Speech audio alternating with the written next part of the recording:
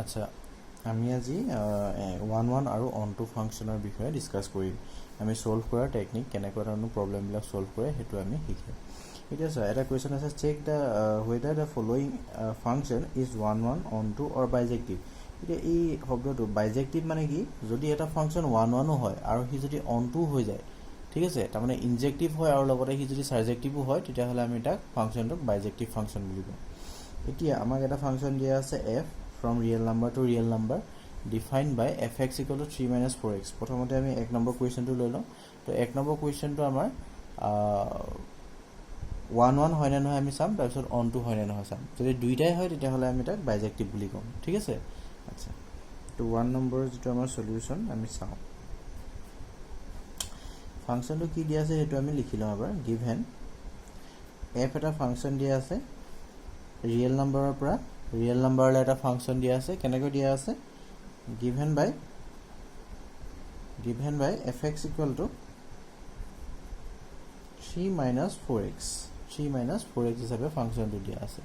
এতিয়া ফাংচনটো 1 হয় না নহয় চাবৰ কাৰণে আমি কি কৰো সদায় প্ৰথমতে সদায় x1 x2 belongs to first set domainৰ দুটা এলিমেন্ট ধৰি লব লাগে ঠিক আছে দুটা এলিমেন্ট b any elements দুটা তুমি এলিমেন্ট ধৰি লোৱা তাৰ পাছত নাও কি আসলে নিয়মটো যে f of x1 equal to f of x2 এটো কথা ধৰি লব লাগে তাৰ পিছত আমি চেক কৰিব লাগে যে x1 equal to x2 হয় না নহয় তেতিয়া হলে f of x1 equal to f of x2 হোৱাৰ পাছত f of x1 মানে কিমান হেতু তুমি ৰাফকে উলিয়াই চাই লোৱা f of x1 মানে কিমান হ'ব এটো fx ৰ পৰা ওলাব হেতু fx মানে 3 minus 4x গতিকে x ৰ ঠাইত যদি তুমি x1 বহাই দিয়া f of এটো f আছে ঠিক আছে x ৰ ঠাইত জাস্ট x1 বহাইছো গতিকে এফলো x ৰ ঠাইত x1 বহাব লাগিব কিমান হ'ব 3 minus 4x1 এই গুটেই এক্সপ্ৰেছনটো ইয়াত x1 বহালে এফলো x1 বহাই দিব লাগিব ইয়াত x1 বহালো ইয়াত x1 বহাব লাগিব কিমান হ'ব f of x1 মানে 3 minus 4x1 এটো পাই গলো আমি 3 minus 4x1 equal to f of x2 মানে কিমান জানেক যদি x1 ৰ ঠাইত তুমি x2 ললা হেন 3 minus 4 কিমান হ'ল দেন 3 minus 4 x2 হ'ল দেন ঠিক আছে গতিকে আমি কি পালো সা যে এটা পাই গলো 3 minus 4x1 এটা পাই গলো এটো ইয়াৰ পিছত তুমি যদি 3 ক্যান্সেল গুছি যায় কিমান থাকিব 4x1 = কিমান থাকিব -4x2 এটা -4 ক্যান্সেল গলে x1 = কিমান হৈ গল x2 হৈ গল গতিকে তুমি 1 ফাংচনটো পাবলৈ হলে কি চাব লাগে যে f of x1 = f of x2 লিখি প্লাই ইকুয়াল যদি হয় এটা হলে x1 = কি পাব লাগিব x2 পাব লাগিব আৰু এটো আমি পাইছো গতিকে আমি ফাংচনটো কি বুলি ক'ব পাৰিম therefore f is কি 1 গতিকে f টো আমাৰ এটা 1 ফাংচন সো 1 পাৰ্টটো আমাৰ হৈ গল এটা অন টু পাৰ্টটোলে আমি যাম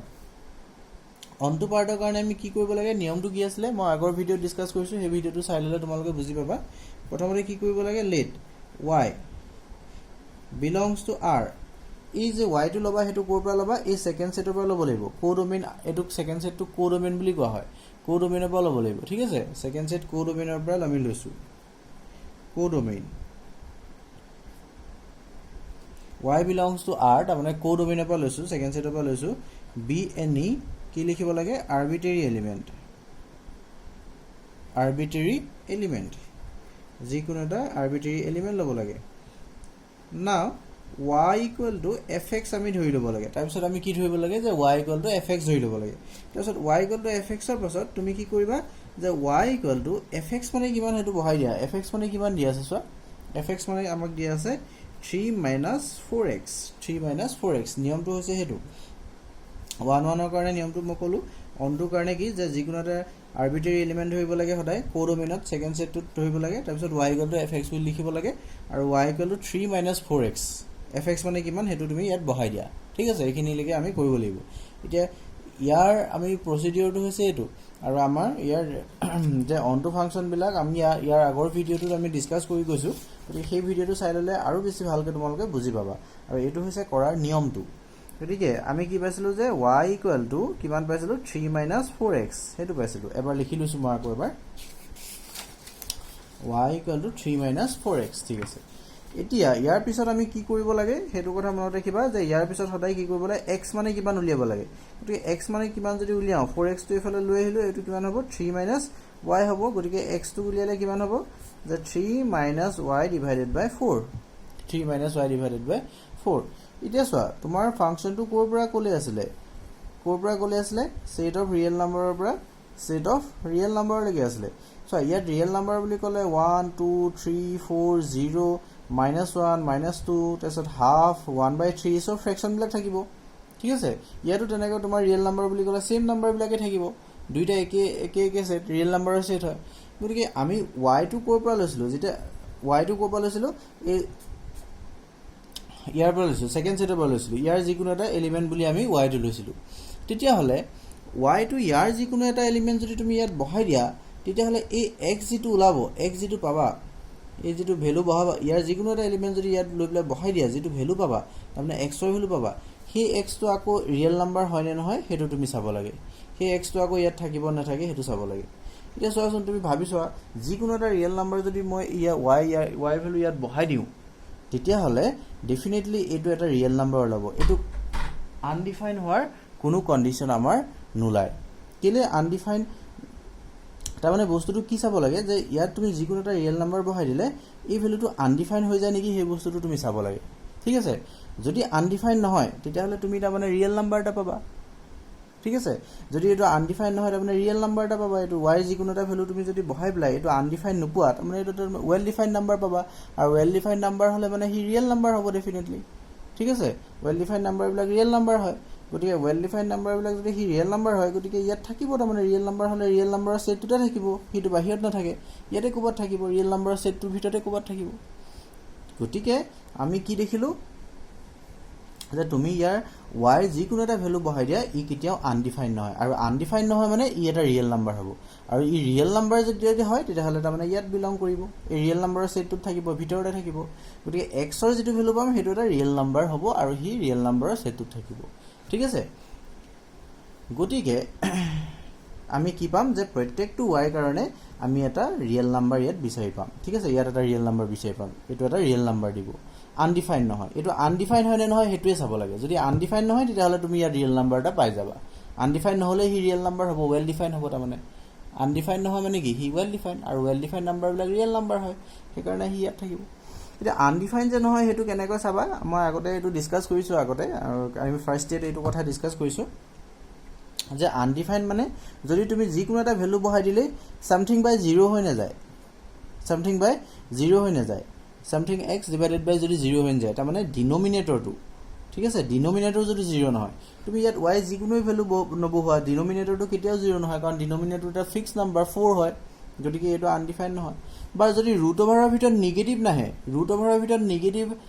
আনডিফাইন হোৱা দুটা কন্ডিশন আমি চাব লাগে এটা হৈছে যে ডিনোমিনেটৰটো 0 হৈছে নেকি চাব লাগে আৰু ৰুট ওভাৰৰ ভিতৰত নেগেটিভ আহিছে নেকি ইয়াতো ৰুট ওভাৰ নাই নেগেটিভ আহিবলে আৰু ডিনোমিনেটৰ ডিভাইড আছে ডিনোমিনেটৰটো 0 হোৱাৰ চান্সও নাই কাৰণ ইয়াত ফিক্স নাম্বাৰ 4 আছে গতিকে তুমি ইয়াত y ভ্যালু যিকোনো বহাই দিয়া ইয়াৰ ডিনোমিনেটৰ কেতিয়াও 0 নহয় আৰু ৰুট ওভাৰৰ ভিতৰত কেতিয়াও নেগেটিভ অহা কেছটো নাহে কাৰণ ইয়াত ৰুট ওভাৰ সাইন নাই গতিকে আমাৰ এটো আনডিফাইন নহয় এটো আমাৰ সদায় ওয়েল ডিফাইন হ'ব গতিকে এটো ওয়েল ডিফাইন হোৱাৰ কাৰণে আমি এটো এটা ৰিয়েল নাম্বাৰ পাম আৰু সেই কাৰণে এটো ৰিয়েল নাম্বাৰ পোৱা মানে x ৰ ভ্যালুটো ৰিয়েল নাম্বাৰ পোৱা গতিকে x ৰ ভ্যালু ৰিয়েল নাম্বাৰ পোৱা মানে যেটো x থাকিব হেতু আমাৰ ৰিয়েল নাম্বাৰৰ সেটৰ ভিতৰতে থাকিব গতিকে আমি হেতু কথা এবাৰ নিজে ভেৰিফাই কৰিব লাগিব এই স্টেপটোত এটো মনত ৰাখিবা যে এই যেটো স্টেপ পালো এই স্টেপটোত এটো ইম্পৰ্টেন্ট স্টেপ তুমি x = কিমান হয় হেতু বস্তু সদায় উলিয়াই প্লাই তুমি এই y টোৰ ভ্যালু বহাই চাবা আনডিফাইন হয় নে নহয় হেতু সদায় ইম্পৰ্টেন্ট স্টেপ ঠিক আছে তাৰ পিছত তুমি যদি আনডিফাইন নহয় তেতিয়া হলে তুমি কবা যে যিকোনো y বহাই দিলে আমি এটা ৰিয়েল নাম্বাৰ ইয়াত পাম তাৰ মানে যিকোনো এটা y কাৰণে ইয়াত আমি এটা ৰিয়েল নাম্বাৰ বিচাৰি পাম ঠিক আছে আৰু যিকোনো এটা ৰিয়েল নাম্বাৰ যিকোনো এটা নাম্বাৰৰ কাৰণে যদি আমি কথাটো হয় বুলি দেখুৱাব পাৰো এটা ইয়াত এটা x বিচাৰি পাওঁ যিকোনো এটা y কাৰণে যদি আমি ইয়াত এটা x বিচাৰি পাওঁ তেতিয়া হলে ইয়াৰ গোটেই নাম্বাৰ বিলাকৰ কাৰণে আমি ইয়াত x বিচাৰি পোৱা বুলি ক'ব পাৰিম আৰু তেতিয়া আমি ফাংচনটো অন টু ফাংচন বুলি কওঁ ঠিক আছে গতিকে সেই কথাটো লিখিম ডাস এই কথাখিনি আমি জাস্ট ৰাফকে আমি ভেৰিফাই কৰিবৰ কাৰণে মই তোমাক দেখুৱাই দিছো এই কথাখিনি ৰাফকে ভেৰিফাই কৰিবৰ কাৰণে দেখুৱাই দিছো তুমি অংকবিলাক কৰোতে লাহে ভেৰিফাই কৰি চাব পাৰিবা ডোমেইন আৰু কোডোমেইনটো চাই পেলাই ডাস আমি কি পাম এই কথাখিনি যে কলো for every y belongs to r codomain প্ৰত্যেকটো কি ক'লে ডাস for every y belongs to our codomain তাৰমানে সেকেন্ড সেটটোৰ প্ৰত্যেকটো y কাৰণে there exists এটো there exists বুলি কয় there exists an element এনেকুৱা এটা এলিমেন্ট আমি বিচাৰি পাম বা এক্সিষ্ট কৰিব x in r domain first সেটটোত x টো হৰে ডোমেইনত বিলং কৰে আৰু y টো কোডোমেইনত যদি x আমি ইয়াত এটা বিচাৰি পাম যিকোনো এটা y কাৰণে আমি x এটা বিচাৰি পাম সেই কথাটো লিখিছো for every y belongs to our codomain there exists an element x belongs to our domain such that কি হয় y equal to কিমান হয় fx হয় such that y equal to fx হবনে such that y equal to fx মানে সেই x টো মানে y লগত ৰিলেট হৈ থাকিব কাৰ দ্বাৰা যেটো আমাৰ ফাংচন আছিল f নামৰ যেটো ফাংচন আছিল সেই ফাংচনটো দ্বাৰা x টো y লগত ৰিলেট হৈ থাকিব আৰু এনেকুৱা কেস আমি যদি পাই যাও তাৰ মানে প্ৰত্যেকটো y কাৰণে যদি ইয়াত x এটা এক্সিষ্ট কৰে বুলি আমি পাই যাও তেতিয়া হলে আমি ফাংচনটো কি বুলি কম therefore f is আমি কি বুলি কম onto function বুলি কম ফাংচনটো আমাৰ কি হ'ব onto function গতিকে আমি কি পালো যে ফাংচনটো 1 1 হয় বুলিও পালো আৰু ফাংচনটো onto হয় বুলি কলো হেন্স যদি এটা ফাংচন 1 1 হয় আৰু onto হয় তেতিয়া হলে তাক বাইজেক্টিভ ফাংচন বুলি কয় hence the function f is bijective গতিকে আমি ফাংচনটো কি পালো বাইজেক্টিভ ফাংচন পালো ঠিক আছে সো এনেকৈ আমি 1 1 onto ফাংচন আমি সিম্পলি টেস্ট কৰিব পাৰো